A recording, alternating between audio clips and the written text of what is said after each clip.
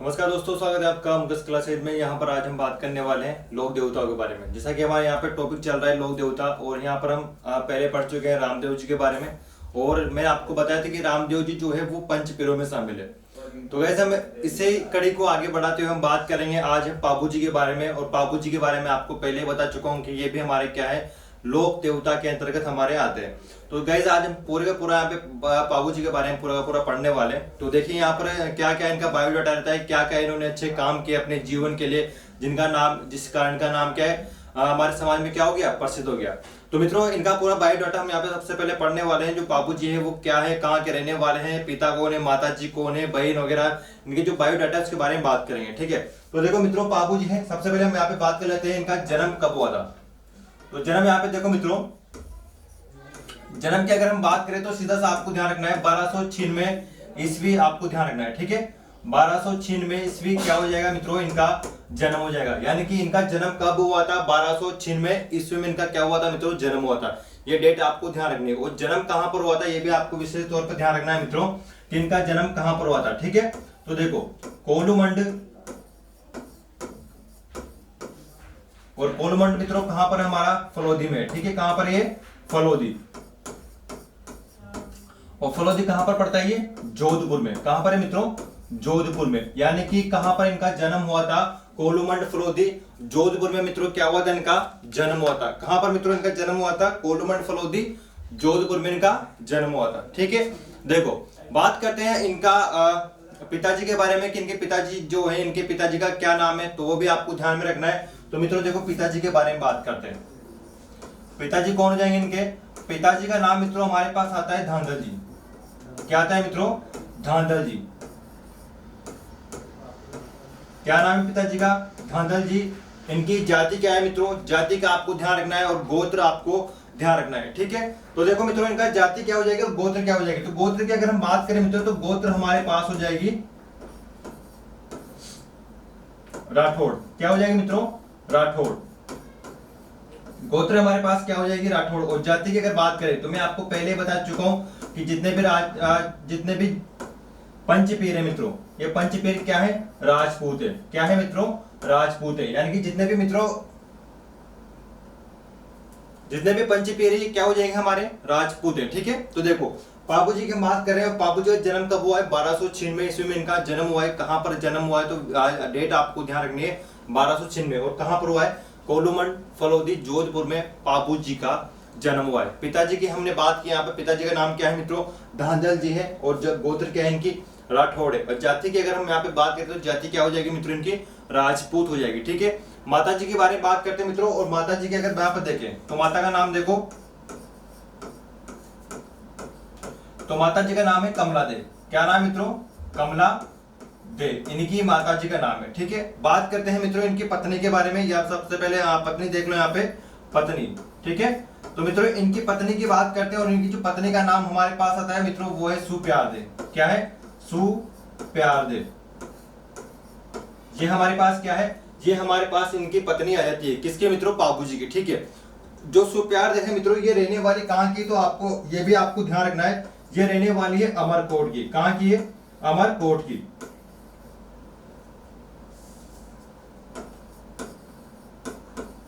और अमरकोट मित्रों अभी वर्तमान में कहां पर है, ये है पाकिस्तान में। कहां पर ये, पाकिस्तान में। ठीक है, अमरकोट की। और किसकी पुत्री हो जाएगी ये है मित्रों सूरजमल सोडा की। सूरजमल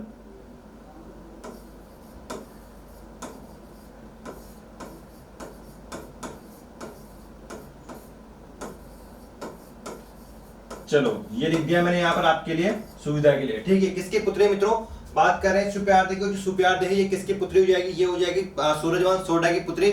और जो सुप्यार देव है ये कहाँ के रहने वाली है, ये अमरकोट पाकिस्तान की। ठीक है, ये आपको ध्यान में रखना है। बात करते हैं मित्रों इनकी बहन के बारे में। और जो बहन है इनकी, तो बहन आपको ध्यान रखनी है, इनका बहन का नाम क्या है। तो मित्रों बहन का नाम क्या हो जाएगा, बहन का नाम यहाँ पे हो जाएगा इनका सुगना। ठीक है, या सोहन इसको बोलते हैं, सुगना या सोहन आप बोल सकते हो। तो बहन का नाम मित्रों मैं यहाँ पर लिख देता हूँ, क्या हो जाएगा, सोहन बाई। आप सोहन बाई ध्यान रखना, सोहन बाई। सोहन बाई इनकी क्या हो जाएगी मित्रों, बहन हो जाएगी। क्या हो जाएगी, बहन हो जाएगी। देखो मित्रों आपको विशेष तौर पर यहाँ पे ध्यान रखना है कि जो सोहन बाई है इनका विवाह हुआ था झायल शासक, झायल जो शासक है, यानी कि झायल कहाँ पर है, नागौर में है, और झायल शासक यानी कि जो जिंदराव खींची के साथ इनका क्या हुआ है, विवाह हुआ है। ठीक है, तो आपको ये बात भी यहाँ पे आपको विशेष तौर पर ध्यान रखनी है कि जो सोहन बाई है, तो सोहन बाई का जो विवाह होता है मित्रों, ये होता है झायल शासक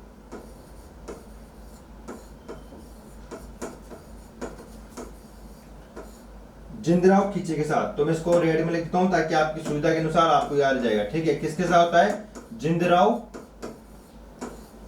खींची के साथ। किसके साथ होता है मित्रों, जिंदराव खींची के साथ किसका विवाह होता है, सोहन बाई का विवाह होता है। और सोहन बाई मित्रों कौन है, ये पाबू जी की बहन हो जाएगी। एक बार फिर से हम यहाँ पे देखते हैं इनका बायोडाटा जो पूरा है कि पाबू जी है जो मित्रों इनका जन्म होता है 1296 ईस्वी में। कब इनका जन्म होता है, 1296 ईस्वी में इनका जन्म होता है। और कहां पर इनका जन्म होगा, तो कोलूमंड फलोदी जोधपुर में पाबू जी का जन्म होता है। यानी कि पाबू जी जो है ये भी हमारे क्या है, पंचपीरों में शामिल है।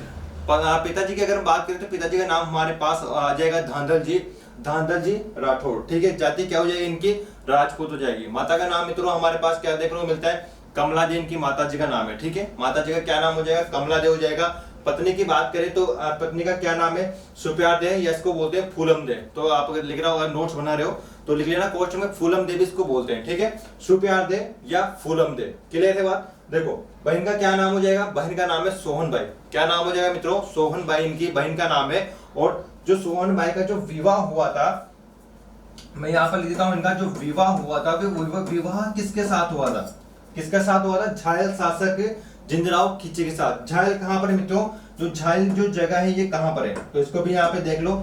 झायल जो है मित्रों ये नागौर में, कहां पर, ये नागौर में। कहां पर हो जाएगी मित्रों, जो झायल जो जगह है ये कहां पर है, नागौर में। ठीक है मित्रों, ये इनका क्या हो जाता है, यहाँ पर बायोडाटा हो जाता है। अगर बात करें मित्रों इनकी घोड़ी भी आती है, और घोड़ी का आपको विशेष तौर पर यहाँ पे ध्यान रखना है, क्योंकि जो घोड़ी है इसको भी कई बार एग्जाम में पूछ लिया जाता है। तो घोड़ी का भी मैं यहाँ पर लिखता हूँ, इनकी घोड़ी क्या है। ठीक है, यानी कि इनकी सवारी देख लो,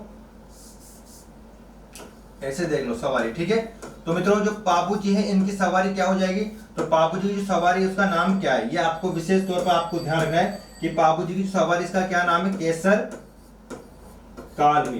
क्या हो जाएगा, केसर कालमी। ये क्या है मित्रों, इनकी घोड़ी है। ठीक है, यहाँ पर क्वेश्चन लिख देता हूं मैं, क्या है ये, घोड़ी है। ठीक है, तो आपको नाम ध्यान रखना है कि केसर कालमी क्या है मित्रों, घोड़ी है। और ये किसकी घोड़ी है, पाबू जी की घोड़ी है। ये आपको विशेष तौर पर ध्यान रखना है। तो मैं आपको पहले बता चुका हूं, ये इनका बायोडाटा हमारे पास यहाँ पे निकल दिखाता है। अब बात करेंगे मित्रों इनका उपनाम के बारे में, और जो उपनाम है वो आपको ध्यान में रखना है, क्योंकि ज्यादातर जो क्वेश्चन मित्रों आते हैं वो उपनाम से आते हैं। कहां से आते हैं मित्रों, उपनाम से आते हैं। ठीक है, तो उपनाम देखो इनके हम क्या क्या इनको उपनाम से पुकार सकते हैं, आपको उपनाम विशेष तौर पर ध्यान होनी चाहिए। ठीक है, तो मित्रों यहाँ पर देखते हैं हम इनके उपनाम।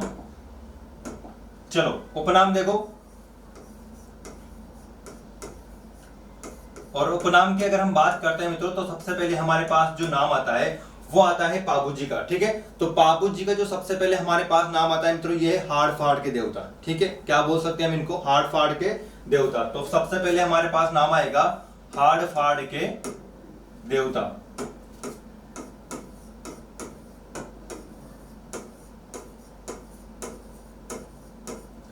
चलो मित्रों, इनको बोलते हैं मित्रों ऊंटों के देवता। क्या बोलेंगे इनको, ऊंटों के देवता भी इनको कहा जाता है। ठीक है, तो ऊंटों के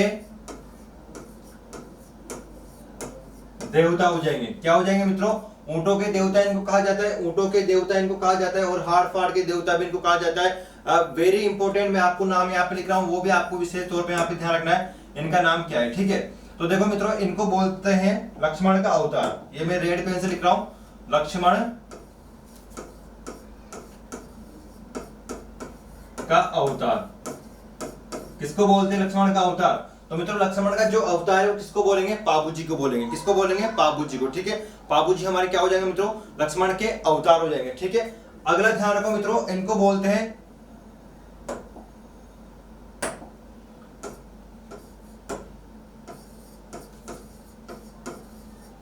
रायका, या इसको बोलते हैं रेबारी। जाति के आराध्य देव।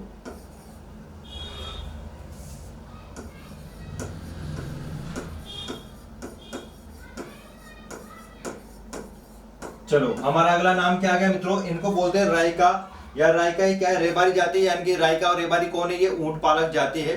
ठीक है, तो ध्यान रखना, रायका और रेबारी जाति क्या हो जाएंगे, आराध्य देव हो जाएंगे। मैं भी आपको सारा सारा यहाँ पे समझाता हुआ आपको चलूंगा, ठीक है। इन्हीं को मित्रों बोलते हैं प्लेग रक्षक देवता। हमारे पास अगला नाम जो आता है वो बोलते हैं प्लेग रक्षक देवता। क्या बोलेंगे मित्रों? प्लेग रक्षक देवता। इन्हीं को ही हम मित्रों बोल सकते हैं 6 नंबर पर 3.5 फेरों वाले लोक देवता, ठीक है। 3.5 फेरों वाले लोक देवता किसको बोलते हैं मित्रों? ये भी बोलते हैं पाबू जी को, ठीक है। किसको बोलते हैं? ये पाबू जी को। और मित्रों इनको ही हम बोल सकते हैं गोरक्षक देवता। तो 7वें नंबर पे मैं लिख देता हूं, क्या हो जाएगा मित्रों? गो रक्षक देवता। तो देखो मित्रों कितने उपनाम हमारे पास यहाँ पे इनके निकल के आ जाते हैं। सबसे पहले हम बात करें तो इनका जो उपनाम है वो क्या है? हाड़ फाड़ के देवता है। क्या हो जाएगा मित्रों? ये इनके उपनाम है जो कि अपने पास यहाँ पर निकल के आते हैं। और ये आपको विशेष तौर पर ध्यान रखना है क्योंकि जो उपनाम है ये कई बार एग्जाम में बार बार रिपीट होते हैं, ठीक है। तो आपको विशेष तौर पर मित्रों आपको ध्यान में रखना है इनके जो उपनाम है। तो उपनाम से पहले का सबसे पहले हम बात करते हैं उपनाम इनका क्या है। तो बात करते हैं हाड़ फाड़ के देवता, ठीक है। हाड़ फाड़ क्या होता है मित्रों? हाड़ फाड़ होता है इनकी हड्डियों का जो बुखार होता है। हड्डियों का जो बुखार होता है उसे कोई बोलते हैं हाड़ फाड़, यानी मारवाड़ क्षेत्र में जो हड्डियों का जो बुखार होता है उसको बोलते हैं हाड़ फाड़, ठीक है। उसके बाद मित्रों बात करते हैं ऊंटों के देवता पाबू जी को क्यों कहा जाता है। तो मित्रों मारवाड़ में सबसे पहले जो ऊंट लाने का श्रेय जाता है वो किसको जाता है? पाबू जी हो जाता है। यानी कि मारवाड़ में सबसे पहले जो ऊंट लेकर आए थे वो कौन लेकर आए थे? पाबू जी लेकर आए थे, ठीक है। तो पाबू जी को ही ऊंटों के देवता कहा जाता है। मारवाड़ की बात कर लो, अपने राजस्थान की बात कर लो, सबसे पहले ऊंट कौन लेके आए थे? तो पाबू जी लेके आए थे। और कहां से लेके आए थे मित्रों? तो थोड़ा ध्यान रखना, कहां से लेके आएंगे? ये लेके आए थे ईरान से। ईरान से मित्रों। और एक जगह आती है श्रीलंका, ठीक है, श्रीलंका। ये 2 जगह से मित्रों जो पाबू जी है वो ऊंट लेकर आए थे। कहां कहां से? ईरान से और श्रीलंका से, ठीक है। आपको ये विशेष तौर पर यहाँ पे ध्यान रखना है। बात करते हैं लक्ष्मण के अवतार। ये वेरी इंपॉर्टेंट है मित्रों, आपको विशेष तौर पर ध्यान रखना है। इनको कहा जाता है लक्ष्मण के अवतार। क्या कहते हैं इनको? पाबू जी को लक्ष्मण का अवतार कहते हैं। अगला मित्रों हमारे पास है कि रायका रेबारी जाति के आराध्य देव कौन है? तो रायका और रेबारी जो जाति है इसके आराध्य देव कौन हो जाएंगे? वो हो जाएंगे पाबू जी, ठीक है। रायका और रेबारी कौन है? ये ऊंट पालक जाति है।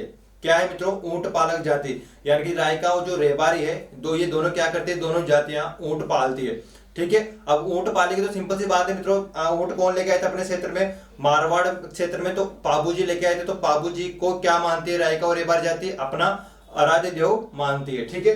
बात करते हैं प्लेग रक्षक देवता। तो मित्रों प्लेग क्या होता है? प्लेग होता है मित्रों चूहों से फैलने वाली बीमारी है। क्या है ये? चूहों से फैलने वाली बीमारी है। और इस बीमारी का भी इलाज किया था किसने? पाबू जी ने। इसी कारण इनको बोलते हैं प्लेग रक्षक देवता। ध्यान रखिएगा मित्रों। अगला देखो 3.5 फेरे वाले देवता इनको क्यों बोलते हैं और गोरक्षक देवता इनको क्यों बोलते हैं, ये अभी हम स्टोरी में थोड़ा देखने वाले हैं, ठीक है। यानी कि इनको 3.5 फेरे वाले लोक देवता क्यों बोलते हैं। क्लियर है मित्रों? अगर चाहो तो आप फटाफट से इसका स्क्रीनशॉट ले लो क्योंकि ये काफी आपके लिए इंपॉर्टेंट होने वाला है, ठीक है। तो स्क्रीनशॉट इसका ले लो। और मित्रों ये आपको विशेष तौर पर ध्यान रखना है। सबसे पहले जो लक्ष्मण का होता है ये हमारा क्या हो जाएगा मित्रों? ये हमारा इंपॉर्टेंट है, ठीक है। ये हमारा क्या है? इंपॉर्टेंट है और आपको ये विशेष तौर पर ध्यान रखना है।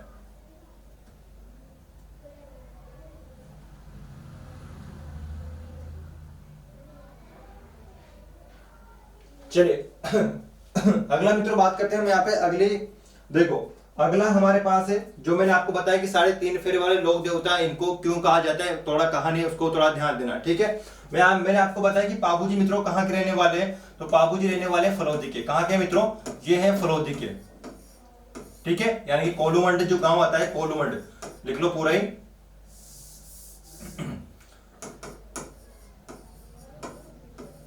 ठीक है, ये कोलूमंड मित्रों जो गांव है ये कहां पर है? फलौदी जोधपुर में, ठीक है। पाबू जी कहां पर रह रहे हैं? यहां पर रह रहे हैं, ठीक है। अब देखो बात करते हैं यहाँ पर झायल। और झायल मित्रों कहां पर है? आप सभी को पता है झायल कहां पर है? नागौर में। कहां पर है? नागौर में, ठीक है। झायल कहां पर है? नागौर में। और यहाँ का जो शासक था मित्रों वो कौन है? जिंदराव खींची है। कौन है? जिंदराव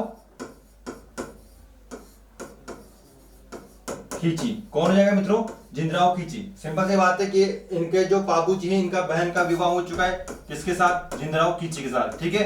पाबू जी की जो बहन है इनका विवाह किसके साथ हो चुका है, जिंदराव खींची के साथ। मित्रों एक बार की बात है, जो जिंदराव खींची है ये मित्रों आते हैं कहां पर, ये आते हैं कोलूमंड में। कहां पर आएंगे मित्रों, कोलूमंड में। कहां पर आते हैं, कोलूमंड में। और कोलूमंड में मित्रों यहां पर एक रहती थी देवली चारण, इसका नाम ध्यान रखना आप, देवल, या इसको बोलते हैं देवली चारणी, या आप तो ध्यान रख लो इसका देवल चारणी, ठीक है, आप तो इतना नाम ध्यान रख लो, देवल चारणी। और मित्रों इसके पास एक घोड़ी थी और उस घोड़ी का नाम आपको विशेष तौर पर ध्यान रखना है। इसके पास जो घोड़ी थी उस घोड़ी का नाम है मित्रों केसर कालवी। क्या हो जाएगा मित्रों, केसर कालवी। ये जो केसर कालवी जो घोड़ी है मित्रों, ये किसके पास है, देवल चारणी के पास है। किसके पास है, देवल चारणी के पास है। थोड़ी स्टोरी मित्रों, इस स्टोरी को समझना। अब देखो होता क्या है, जिंदराव जो खींची है ये एक समय कहां पर आते हैं, कोलूमंड में आते हैं। और कोलूमंड में जब इस घोड़ी को देखते हैं, किसको, केसर कालवी घोड़ी को देखते हैं, और एक घोड़ी किसकी है, देवली चारण की, ठीक है, ये ध्यान रखना।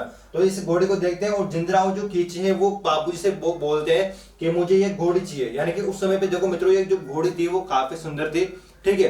तो क्या करते हैं, जिंदराव खींची इस घोड़ी को मांगता है ना, किससे मांगता है, देवली चारण से मांगता है, बाबूजी से कह के। लेकिन मित्रों क्या करती है जो देवली चारण है, ये घोड़ी देने के लिए क्या करती है, मना कर देती है। क्या करती है, घोड़ी देने के लिए मना कर देती है। इस बात से क्या होता है मित्रों, जो जिंदराव खींची है ये नाराज हो जाते हैं। क्या होते हैं, नाराज हो जाते हैं। किससे नाराज हो जाएंगे, बाबूजी से और देवली चारण से, इन दोनों से क्या होते हैं मित्रों, नाराज हो जाते हैं। नाराज होने के बाद मित्रों क्या होता है, ये जो जिंदराव खींची है ये तो अपने शासक यानी कि अपने जो गांव है वहां पर चले जाते हैं। कहां पर, झायन में। और कुछ समय बाद मित्रों होता क्या है, कुछ समय बाद बाबूजी का विवाह होता है। क्या होता है, बाबूजी का विवाह होता है। और मैंने आपको पहले बता चुका हूं कि जो बाबूजी का जो विवाह हुआ था वो कहां पर हुआ था, अमरकोट हुआ था, पाकिस्तान में भी, ठीक है। अमरकोट कहां पर है, पाकिस्तान में। और वहां की जो एक रहने वाली है, इसका नाम भी आपको बता चुका हूं, सुप्यार दे। क्या नाम मित्रों, सुप्यार दे, ठीक है। इसके साथ क्या होता है मित्रों, बाबूजी का विवाह होता है। और बाबूजी का विवाह जब होगा तो सिंपल सी बात है कि विवाह के लिए घोड़ी की आवश्यकता पड़ती है। और घोड़ी की जब आवश्यकता पड़ेगी मित्रों, तो देखो बाबूजी क्या करते हैं, देवली चारण से क्या मांगते हैं, घोड़ी मांगते हैं, ठीक है, घोड़ी मांगते हैं। तो देवली चारण एक शर्त रखती है। क्या शर्त रखते हैं मित्रों, वो शर्त आप सुनना थोड़ा। यहाँ पर जो देवली चारण है ये यहाँ पर शर्त रखती है घोड़ी देने से पहले। ये बोलती है मित्रों कि देखो अगर आपको ये क्या शर्त रखती है, वो शर्त आपको यहाँ पे देखना है। देवली चारण बोलती है बाबूजी से कि मैं आपको घोड़ी तो दे दूंगी, लेकिन आपको एक काम करना पड़ेगा, ठीक है। तो देखो बाबूजी को घोड़ी चाहिए, बाबूजी बोल देते हैं कि हाँ बोलो क्या काम है। तो देखो देवली चारण बोलती है कि मेरी जो गाय है, यानी कि उस समय देखो देवली चारण के पास बहुत सारी गायें थी, और गायें होने के कारण देवली चारण जो है उसके पास घोड़ी भी है। अब देखो मित्रों क्या करते हैं, तो देवली चारण इनको बोलते हैं कि देखो मेरे पास बहुत सारी गायें हैं, और अगर मैं आपको घोड़ी तभी दूंगी जब आप मेरी गायों की रक्षा करोगे। क्या बोला मित्रों, कि मैं आपको घोड़ी तभी दूंगी जब आप मेरी गायों की रक्षा करोगे, ठीक है। तो उस समय बाबूजी जोश जोश में बोल देते हैं कि हाँ ठीक है मैं आपकी गायों की रक्षा करूंगा, ठीक है, मुझे घोड़ी दे दो, ठीक है। अब देखो बाबूजी बोलते हैं कि मैं आपकी गायों की रक्षा तो कर लूंगा, लेकिन ये बताओ कि मुझे पता कैसे चलेगा। सिंपल सी बात है मित्रों कि आपकी जो गाय है अगर उस पर कोई मुसीबत आती है तो मुझे कैसे पता चलेगा। तो देवली चारण बोलते हैं कि जब भी मेरी गायों पर कोई मुसीबत आएगी तो जो मेरी घोड़ी है ये क्या करेगी, हिरहिराने लग जाएगी, यानी कि झटपटाती है ना, जैसे घोड़ी जो है वो झटपटाती है। तो इस प्रकार से मित्रों क्या होता है, यहाँ पर घोड़ी झटपटाने लग जाएगी अगर देवली चारण गायों पर क्या होता है, मुसीबत आती है तो, ठीक है। बाबूजी समझ जाते हैं कि ठीक है। अब बाबूजी मित्रों क्या करते हैं, इस घोड़ी को लेकर कहां पर चल जाएंगे, अमरकोट चल जाएंगे। कहां पर चल जाएंगे, अमरकोट चल जाएंगे, ठीक है। अमरकोट यहां पर चलो, बाबूजी कहां पर आगे, अमरकोट आगे। और अमरकोट में मित्रों क्या होता है, बाबूजी का विवाह होता है। तो बाबूजी का जो विवाह होगा यहाँ पर बड़े शानदार तरीके से एक मंडप यहाँ पर तैयार किया जाएगा, और यहाँ पर क्या है, बाबूजी को बैठा दिया जाता है। और यहाँ पर क्या है, सुप्यार देखो भी क्या है, यानी कि फूलम देखो भी क्या है, यहाँ पर बैठा दिया जाता है, ठीक है। बाबूजी मित्रों यहाँ पर फेरे लेने का समय आता है। और देखो होता क्या है मित्रों, जिंदराव खिलजी को ये बात पता चलती है कि बाबूजी को घोड़ी दे दी किसने, देवली चारण ने। जिंदराव खिलजी को ये जब बात पता चलती है कि देवली चारण ने बाबूजी को घोड़ी दे दी और मुझे घोड़ी नहीं दी, ठीक है। तो क्या करता है मित्रों, जिंदराव जो खिलजी वो बहुत काफी गुस्सा हो जाता है। और जब बाबूजी विवाह के लिए अमरकोट यहाँ पर जाते हैं तो पीछे से जिंदराव खिलजी आता है, कहां पर, जिंदराव खिलजी आता है कहां पर, कोलूमंड में। और देवली चारण की जो गाय है इन गायों को लेकर चला जाता है। क्या करता है, इन गायों को लेकर चला जाता है। अब सिंपल सी बात है मित्रों कि देवली जो चारण इसकी गायों पर क्या हो गया, मुसीबत आ गई। क्या होगी, मुसीबत आ गई। अब मुसीबत आने पर जो घोड़ी है मित्रों, यहां पर मैं लिख देता हूं, देखो मुसीबत आने के बाद मित्रों होता क्या है, यहां पर देखो जो घोड़ी यहां पर बंधी हुई थी, जो घोड़ी यहां पर बंधी हुई थी, ये घोड़ी मान लो, ठीक है। तो घोड़ी क्या है, यहां पर बंधी हुई है। अब घोड़ी क्या करती है मित्रों, जैसे यहाँ पर गायों पर मुसीबत आती है तो घोड़ी क्या करती है, हिन हिनाने लग जाती है। और जब बाबूजी इस घोड़ी की तरफ देखते हैं तो समझ जाते हैं कि हाँ देवली चांद की गाय जो है इन पर क्या हो गया मित्रों, मुसीबत आ गई। क्या समझ जाते हैं कि गायों पर क्या हो गया, मुसीबत आ गई। अब देखो मित्रों क्या होता है, जैसे यहाँ बाबूजी है, वो पहले समझते हैं कि शायद ऐसे ही नॉर्मल कर रहे होगी घोड़ी, लेकिन बाद में क्या होता है मित्रों, यहाँ पर जो बाबूजी हैं वो क्या करते हैं, देखो फेरा यहाँ पर स्टार्ट हो रहे हैं और देखो क्या करते हैं बाबूजी, एक फेरा यहाँ पर पूरा कर लेते हैं। क्या होता है मित्रों, बाबूजी क्या करेंगे, एक फेरा पूरा कर लेंगे, ठीक है। उसके बाद देखो घोड़ी जो झटपटा यहाँ पर रही है और बाबूजी क्या करते हैं, दूसरा फेरा भी यहाँ पर पूरा कर लेते हैं। क्या करते हैं मित्रों, बाबूजी दूसरा फेरा भी पूरा कर लेंगे, ठीक है। जो घोड़ी है मित्रों वो थोड़ी बहुत और झटपटाने लगती है। बाबूजी समझते हैं कि शायद हाँ मुसीबत आ रही है देवली चांद की गायों पर, लेकिन बाबूजी क्या करते हैं, फिर से यहाँ पर तीसरा फेरा भी पूरा कर लेते हैं, ठीक है मित्रों। तीसरा फेरा पूरा करने के बाद मित्रों ये जो बाबूजी हैं वो 3.5 यानी कि देखो यहाँ पे 3.5 फेरा पूरा कर चुके हो और यहाँ पर रुक जाते हैं, यानी कि जो चौथा फेरा बाबूजी ले रहे थे तो मित्रों क्या होता है, आधे फेरे में यहाँ पर रुक जाते हैं, यानी कि जो घोड़ी है वो बहुत तेज झटपटाने लग जाती है। क्या करती है, झटपटाने लग जाती है और बाबूजी समझ जाते हैं कि हाँ गायों पर बहुत बड़ी मुसीबत आ चुकी है। तो मित्रों क्या करते हैं, जो बाबूजी हैं वो क्या करते हैं, सबसे पहले घोड़े पे बैठते हैं और क्या करते हैं, गायों की रक्षा के लिए कहां पर चले जाएंगे, कोलूमठ की तरफ रवाना हो जाते हैं, ठीक है। तो यानी कि मित्रों बाबूजी ने क्या किया, बाबूजी यहाँ पर क्या करते हैं, 3.5 फेरों में ही उठकर आ जाते हैं। क्या करते हैं, 3.5 फेरों में ही उठकर बाबूजी आ जाते हैं। इसी कारण मैंने आपको लिखा था मित्रों कि बाबूजी को क्या कहा जाता है, बाबूजी को 3.5 फेरे वाले लोक देवता भी कहा जाता है। वो यही कहानी, थोड़ी सी यहाँ पर कहानी थी कि बाबूजी क्या करते हैं, 3.5 फेरे में से उठकर क्या है, देवली चांद की जो गाय हैं उनको बचाने के लिए रवाना हो जाते हैं, ठीक है। तो इसी कारण को कहा जाता है 3.5 फेरे वाले लोक देवता।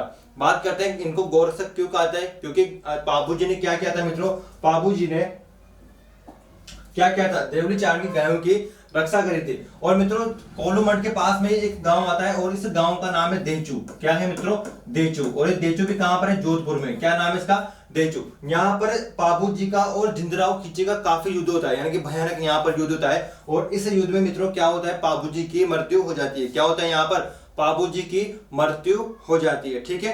तो आपको थोड़ा ध्यान रखना है बाबूजी की मृत्यु कहां पर होगी, यानी कि युद्ध जो होता है जिंदराव खींची के साथ युद्ध कहां पर होगा, देचू में होगा। और देचू में क्या होता है मित्रों, बाबूजी की मृत्यु हो जाती है, ठीक है। कहां पर, बाबूजी की मृत्यु कहां पर हो जाएगी, देचू गांव जोधपुर में इनकी मृत्यु हो जाएगी, ठीक है। ये आपको थोड़ा यहाँ पर ध्यान रखना है। और गायों के लिए इन्होंने क्या कर दिया, अपने प्राण न्योछावर कर देते हैं। क्या करते हैं मित्रों, गायों के लिए अपने प्राण न्योछावर कर देते हैं। कौन, बाबूजी, ठीक है। तो ये थोड़ी बहुत यहाँ पर कहानी है। और आपको सबसे जो ज्यादा ध्यान रखना है वो आपको ध्यान रखना है कि लक्ष्मण का अवतार और 3.5 फेरे वाले लोक देवता किसको कहा जाता है, ठीक है। तो बाबूजी को कहा जाता है। बाबूजी का अगर कोई क्वेश्चन आता है मित्रों तो उपनाम से आता है, ठीक है। और सारे जो उपनाम है वो मैं आपको लिखा चुका हूं। तो सिंपल सी बात है मित्रों, देवली चांद की गायों की रक्षा की थी किसने, बाबूजी ने।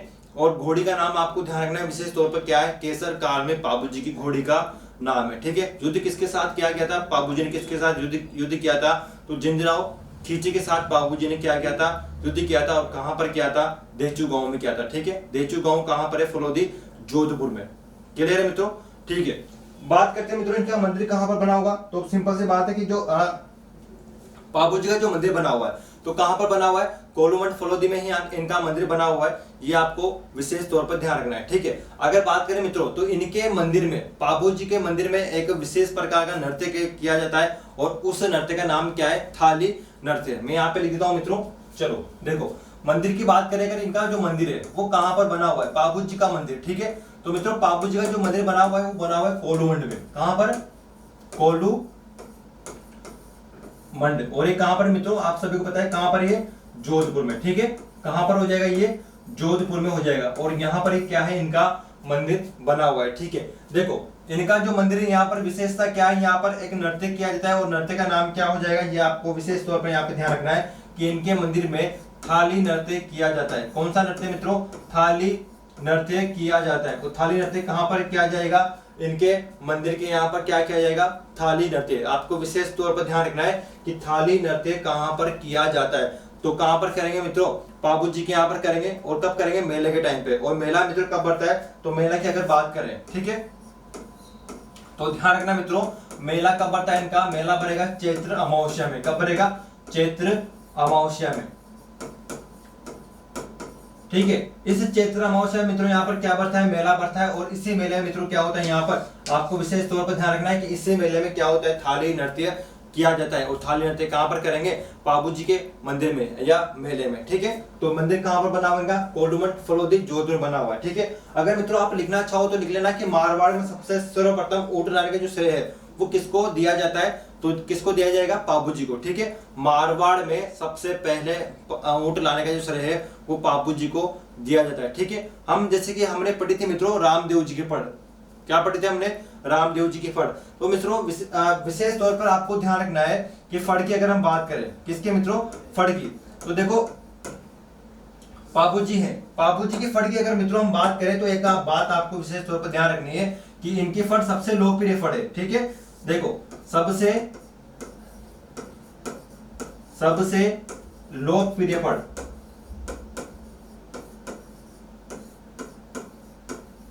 ठीक है, यानी कि सबसे लोकप्रिय फड़ किसकी मित्रों, पाबू जी की है। सबसे लोकप्रिय जो फड़ है वो पाबू जी की है। फड़ क्या होती है मित्रों, मैं अगली क्लास में आपको बताऊंगा फड़ क्या होती है, ठीक है। फड़ के बारे में मैं आपको बताऊंगा, यहाँ पर पूरा फोटो मैं आपके सामने लेके आऊंगा। अगली जो हमारी क्लास आएगी, यानी कि जब हम पढ़ेंगे देवनारायण भगवान, तब मैं आपको पूरा का पूरा फड़ का विवरण अच्छे से बता दूंगा, ठीक है।